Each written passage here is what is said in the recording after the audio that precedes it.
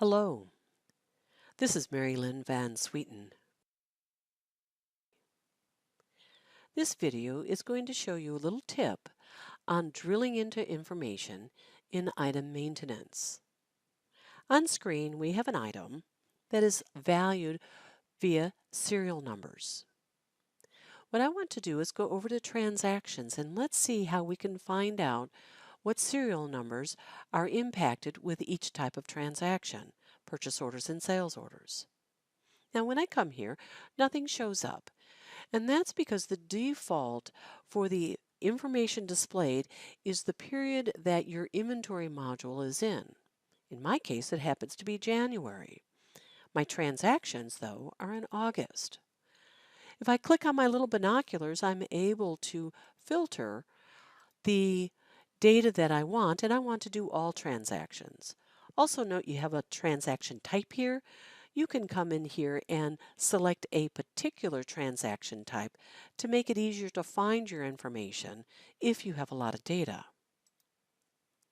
You could see here that I had 3 purchase orders and I have 2 sales order invoices.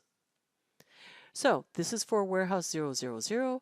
If I wanted to see all warehouses, I would just click on the all and it would bring me all warehouses. As you can see, I only have transactions in 000. So let's go back to 000. Now, let's click on one of these items. You can see that I have 3 green icons to the right and they all do something a little different. The very first one is going to bring me to the document that created this transaction. In this case, it's receipt number G001027 from purchase order 10040. All of that's up in the header. If I come to lines, you'll see the 2 items that were included on that receipt. And in fact, if I click on modem, which is a serialized item, I can come over here and I have some more icons and I can drill further into it and I can see what serial numbers were received. While I'm here, we might want to take a peek and see the additional information here.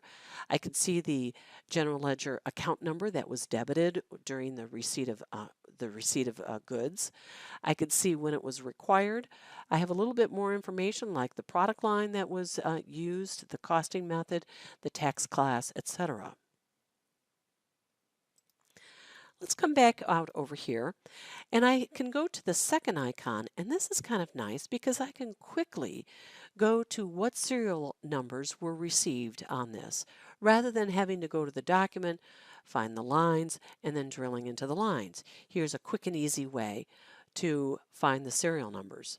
By the way, I can come in here and if I click on this, I can go back in and zoom on the original document. So one way, I'm starting with the document, then finding the serial numbers. The second way is going to the serial number and then finding the document. My last one is the journal zoom. This is going to show the journal entry.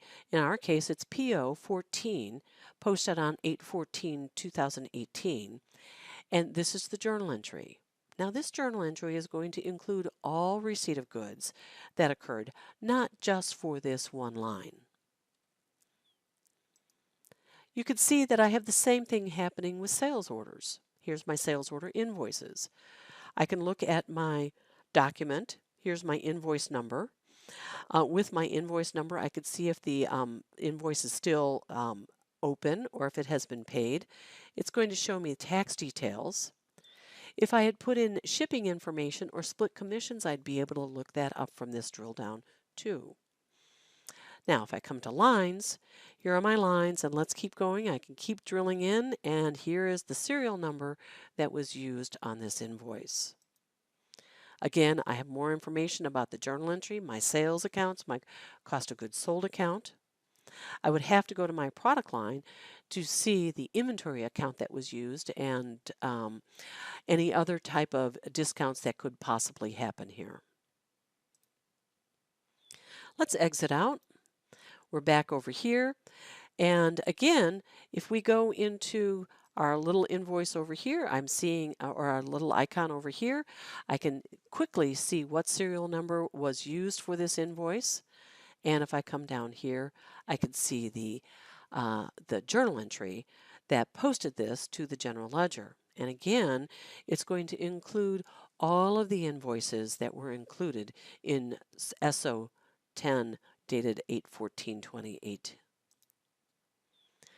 Hope this has been useful for you. If you like this video, please subscribe to our YouTube channel. Each time we post new content, you'll be notified. Thanks for watching.